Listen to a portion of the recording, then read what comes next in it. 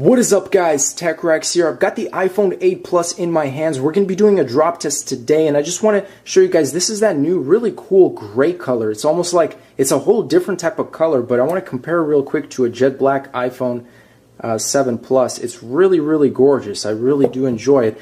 We've got the 7 Plus, we've got the 8 Plus, 5-foot drop test, guys. Let's go ahead and do it. Of course, this time from the back as well, since it does have a glass back side and then front-facing drop test. Without any further ado, guys, let's get straight into this. So first, let's go ahead and start with the back drop test of the red iPhone 7 Plus in 3, 2, 1.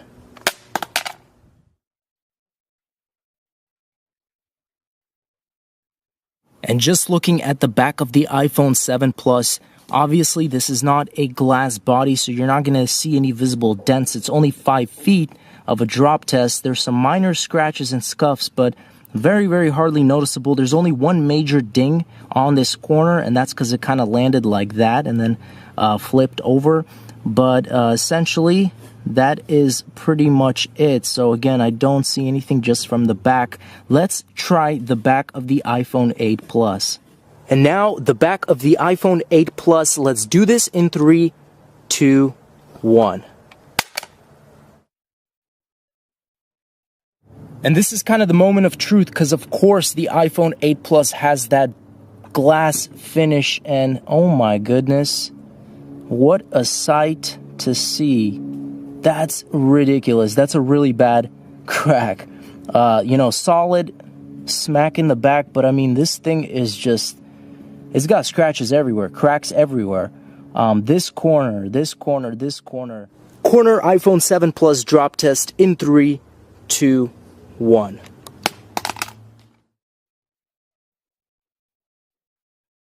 Side impact, you're already going to notice a small hairline crack right here.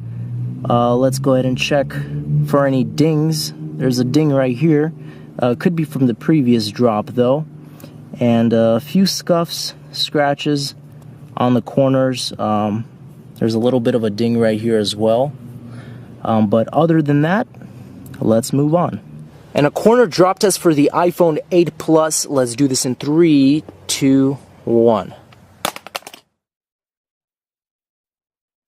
And just as you'd expect, nothing too significant. You have one major ding with the initial impact. Of course, maybe the scratch is increased. I can't really tell. There's also some very minor little scratches or little scuffs, very small, but I can almost see it's not really a crack, but it's just here. There's like 3 of these little spots, and you can feel this texture is different. But the phone still works. Display, everything is fine. Let's go ahead and move on to the front-facing drop test. And finally, the front drop test for the iPhone 7 Plus. Let's do this in 3, 2, 1. Perfect. And let's take a look at the impact. That was completely on the front of the phone. And of course, we've got a shatter. Is the display turning on? Yes, phone still works. It turns on. Cracks everywhere, so obviously something typical of a drop test that's on front, especially, you know, this is the 7 Plus.